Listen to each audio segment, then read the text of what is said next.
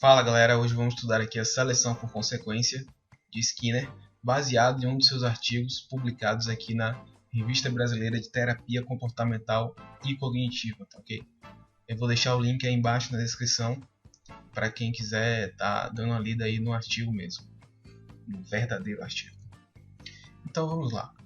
Como é que vamos iniciar esse pequeno estudo aí da teoria de Skinner, das grandes teorias de Skinner, essa seleção por consequência que vai estar lá dentro daquele arcabouço da filosofia da análise do comportamento, do estudo do comportamento, né? Pois bem, antes de mais nada, vamos entender um histórico do desafio. Por que criar uma teoria de explicação do comportamento? Que ela nada mais é do que uma teoria de explicação, de causalidade desse comportamento, de causas mesmo. Se você não assistiu o vídeo anterior, né, comportamentos e suas causas, ele vai mostrar assim bem por cima o comportamento, né? Aquela reação lá da tríade, né? Vamos ver aqui hoje numa maior profundidade. Então, depois disso nós teremos a própria seleção por consequência aqui e depois um resumo ninja para você ficar fera aí nos estudos. Espero que possa ajudar de alguma maneira, né? Então vamos iniciar. Olha só. O histórico do desafio é o seguinte, galera. Antes nós tínhamos a mecânica clássica, né? O modelo mecânico clássico. Como era esse modelo mecânico clássico? O mecânico clássico ele explica que antes de alguma coisa é logo causado por isso. Poxa, como assim? É o exemplo que eu dei no vídeo anterior. Por exemplo, você está andando no carro, tranquilo, ouvindo sua rádio lá, e de repente alguém bate no fundo do carro. Ao bater no fundo do seu carro, você sai loucamente do carro e aí começa a gritar com o motorista que bateu no seu carro, vai para frente do motorista e tenta bater nele, bate nele, e aí as pessoas que estão de fora vendo aquele evento, o que eles vão falar? Que você reagiu daquela maneira porque alguém bateu no seu carro. Então, essa é nada mais que a explicação de antes disso, no caso que estamos explicando aqui do carro, antes de bater no carro, você já estaria ali irritado. Ou então você irritou-se por causa disso, né? Causado por isso. Tá ok? E aí vem Skinner e demonstra a seleção por consequência. A seleção por consequência ela vai levar em conta o sujeito em sua totalidade. Em sua totalidade sócio, histórica, biológica, em suas grandes linhas ali, né? Na relação cultural do sujeito, na relação biológica, na relação da sua própria construção enquanto envolto ali naquelas circunstâncias. Então nós teremos aqui os modelos de causalidade. Tanto, cadê a caneta? Marca texto. Aqui, pronto. Tanto o mecânico clássico quanto de seleção por consequência são modelos de causalidade. Então nós temos a mecânica clássica, que é o que eu lhe disse, né? Antes disso, logo causado por isso. Temos também a seleção por consequência, que é a teoria de Skinner. E todas as duas são nada mais nada menos que modelos de causa. Eles vão explicar as causas do comportamento. Ou ao menos tentar, né? No mecânico clássico. E de fato, quem realmente consegue explicar é o de seleção por consequência de Skinner. Passado isso, entendido o histórico do desafio, então nós temos um histórico muito forte, porque tende a mostrar as causas momentâneas, ele só vê aquilo que está ali, inserido naquele momento, não pega a construção passada do sujeito, né? Tudo aquilo que ele viveu, que ele vive, problemas, desafios, estímulos que aquele sujeito passou ali, e acaba fazendo uma leitura muito imediata daquilo. E isso é uma leitura muito superficial, não leva em conta nada. E a seleção por consequência, sim, ela faz uma análise muito mais profunda. Ok? Então vamos aqui um pouco mais para frente entender a seleção por consequência. Como no vídeo anterior, nós já sabemos que a seleção por consequência ela é baseada em 3 níveis, que vamos chamar aqui de níveis da seleção por consequência. Nós temos aí a filogênese, a ontogênese e a cultural/social que eu coloquei aí. Essas três linhas, a filogênese, ontogênese e cultural, elas são trabalhadas por áreas do saber. Ainda bem, né? Porque se fosse tudo para psicologia, ou tudo para biologia, ou tudo para antropologia, seria uma verdadeira incongruência aí de saberes, uma coisa terrível. Ainda bem que nós temos bem divididos para podermos nos aprofundar. Pois bem, na filogênese, nós vamos ter a área do saber da biologia. É a biologia que vai ficar responsável por analisar, obviamente com suas características biológicas, né? Através da reprodução, surgimento das espécies, citologia, questão da ciência voltada para biológicas. Na ontogênese, já entra a nossa praia, que é a psicologia. Tá? Então aí nós vamos ver o surgimento do ser, na sua relação biopsicossocial, como é que ele vai criando-se a partir dessa ótica. Beleza? E após isso nós temos a cultural social, que a antropologia é que vai ficar responsável. Então nós não podemos esquecer que essas três relações elas não trabalham sozinhas. Então a filogênese trabalha em conjunto com a ontogênese, que trabalha em conjunto com a cultura e social, a cultural social. Essas três em conjunto, o comportamento. Ok? Entendido isso, que a seleção por consequência ela é uma seleção de modelo causal, que explica as causas. Ela vai trabalhar em suas três formas. Aqui, neste caso, nós vamos ter a filogênese, a ontogênese e a cultural. E elas três ligadas, funcionando em forma de comportamento. Então, isso aqui é feito de uma maneira funcional. É como uma função matemática, né? Uma f aqui de x, por exemplo. E essa f de x ela vai ter as suas variáveis. Essas variáveis aqui, ó, são esses níveis. E esses níveis dão origem ao comportamento. Ok? Vou trocar aqui minha ferramenta. Beleza? Então vamos estudar agora o primeiro nível, a filogênese. Bom, a filogênese, se você pegar a palavra, ela já dá um bom sentido no que vamos ver aqui. Ela em si é o início da vida, tá ok? É a filo ali, né? A origem das espécies, origem filogenética da coisa, criação, né? A origem da vida. Então a filogênese ela vai estar diretamente relacionada à aptidão, ao sucesso reprodutivo do ser. É quando, de fato, nós, como nós eu digo assim, mais os seres, né? Não nós seres humanos, mas os seres em geral, sejam bactérias ou sejam seres mais desenvolvidos, surgem, nascem. Então, a aptidão dentro da filogênese é um elemento chave. Então, aqui, ó, deixa eu pegar aqui a ferramenta. A aptidão ela vai ser muito importante para o sucesso reprodutivo. Esse sucesso reprodutivo vai conseguir trazer o crescimento populacional. E esse crescimento populacional vai levar com os indivíduos o reflexo incondicionado. Nós podemos entender aqui, para ficar de uma maneira mais simples, o reflexo incondicionado como sendo aquele inato, ou seja, ele é levado com o sujeito. Ele já vem na sua carga genética. Um exemplo é o nosso exemplo mais clássico assim, dos olhos, por exemplo. Eu chego num local com alta luminosidade e minhas pupilas acabam contraindo. Essa contração da pupila faz com que seja diminuída a incidência de luz na minha retina. Ele diminui a entrada de luz. Isso não foi aprendido. Eu não fiz um curso de dilatação de pupila, por exemplo, ou contração de pupila. Isso já vem na minha carga genética. Outro exemplo é o do joelho, né? O médico vai lá e faz o teste do reflexo, dá uma marteladinha.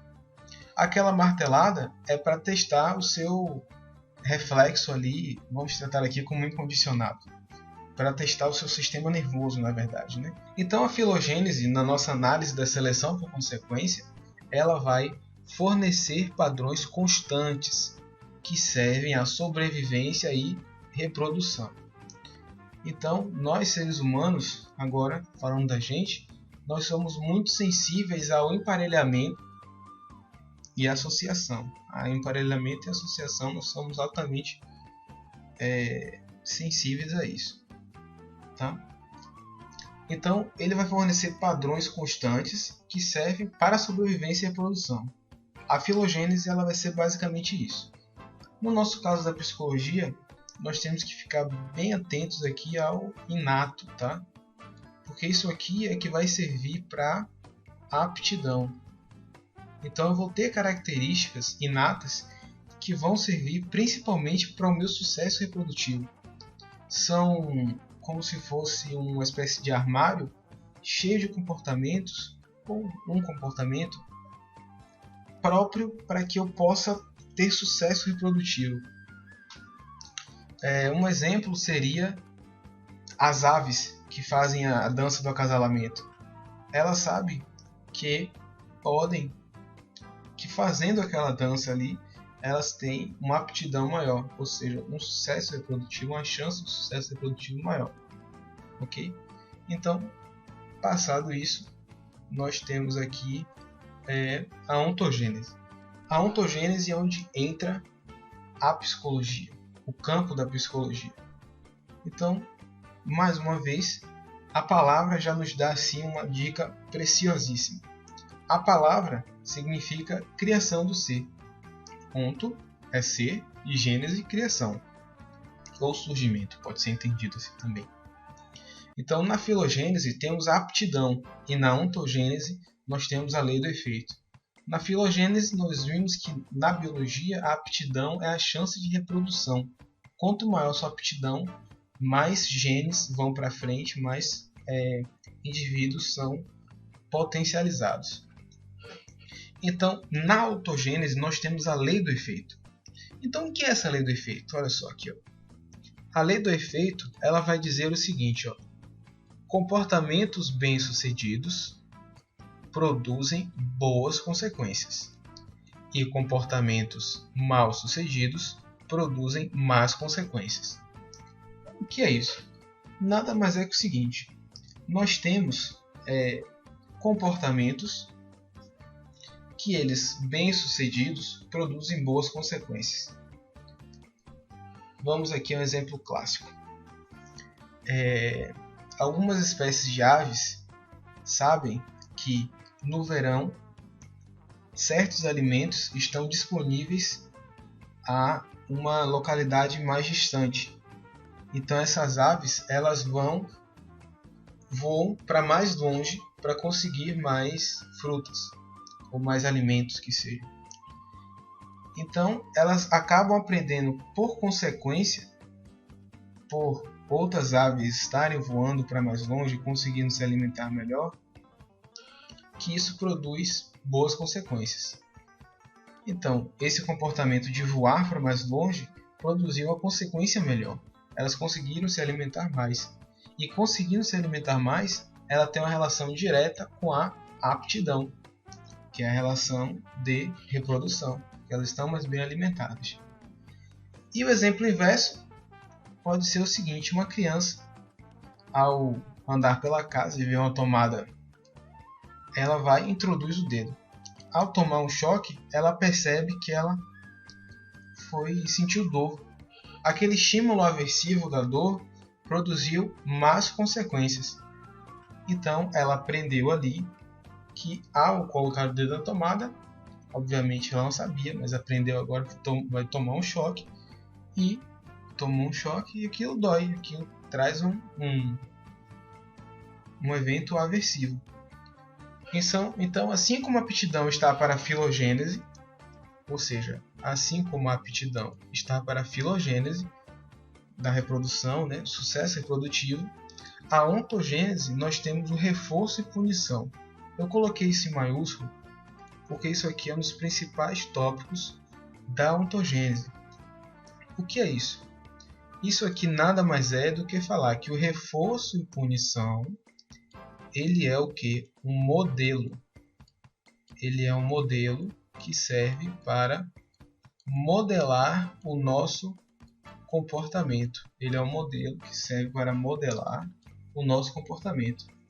Então, a ontogênese, contrariamente à filogênese que nós tínhamos aqui, ó, na filo, nós tínhamos aquilo que era inato, lembra lá? Que era inato. E na ontogênese, nós vamos ter o inverso, nós vamos ter o condicionado, o operante. Então aqui, nossa, que letra belíssima, operante. Então, o operante nós podemos entender nesse primeiro momento como algo que é aprendido, tá? Então nós vamos ter o condicionamento operante, o aprendido. E dentro da ontogênese também, algo muito importante é o comportamento verbal. Com o desenvolvimento da nossa musculatura, na nossa musculatura vocal, o comportamento verbal vai poder desenvolver-se. E isso vai ter uma grande importância para a ascensão cultural, que já é agora o nosso terceiro nível. Então, recapitulando, na ontogênese, nós temos duas coisas principais, que ele é caracterizado pelo condicionamento operante, ou seja, aqui dentro eu tenho o desenvolvimento do ser, enquanto imerso em suas questões sociais e biológicas, porque eu venho com cargas genéticas, trazendo comportamentos inatos, eu já venho aprendendo, por exemplo, a contrair minha pupila. Pois bem, então, comportamento verbal, né? Ascensão para a cultura. Tá ok? Então vamos agora para o terceiro nível, que é o nível cultural e social, tá? Então, o cultural social, ele vai ser aquilo que traz benefícios para o grupo e pode ser propagado para gerações. O comportamento verbal, ele vai ser importantíssimo, crucial, para que ocorra o terceiro nível cultural social. Então, o mais importante aqui é que ele produz consequências para o grupo, nunca para o sujeito. O sujeito, na verdade, vai ser beneficiado como um ato reflexo. Então, ele é sempre para o grupo. Sempre para o grupo e contribui para a solução de problemas, obviamente, grupais.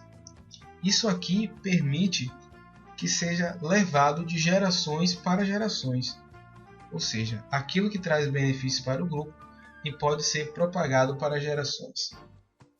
Então, eu não preciso mais, em determinado instante, saber que comer frutas vermelhas produzem consequências gástricas, produzem algum tipo de problema gástrico, porque outra pessoa já provou e pode verbalizar para mim, olha, isso faz mal, então eu não preciso mais passar por essa experiência.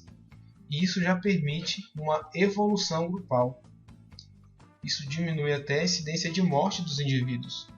Muitas vezes você pode ter ali uma fruta que seja mortal e eu verbalizo, olha, não coma essa fruta, isso faz mal, e isso aumenta as chances da aptidão, que foi o que nós vimos lá na relação filogênica, né? Na filogênese. Então agora nós vamos fechar aqui com um resumo ninja para você ficar fera nisso aqui. Olha só, no nosso primeira linha ali, na primeira célula, nós temos o nível de seleção que eu coloquei aqui. Então, no filogenético, vamos ter de uma maneira, no ontogenético de outra e cultural, tá? Então aqui nós vamos ter a área do saber e as palavras-chave para a gente formar aí as ideias. Que essas ideias vão servir de gancho para a gente não se perder. Olha só, o nível filogenético, nós temos a área do saber da biologia, tá? Então aí nós vemos o que? O início da vida, a aptidão. E a aptidão está ligada ao que?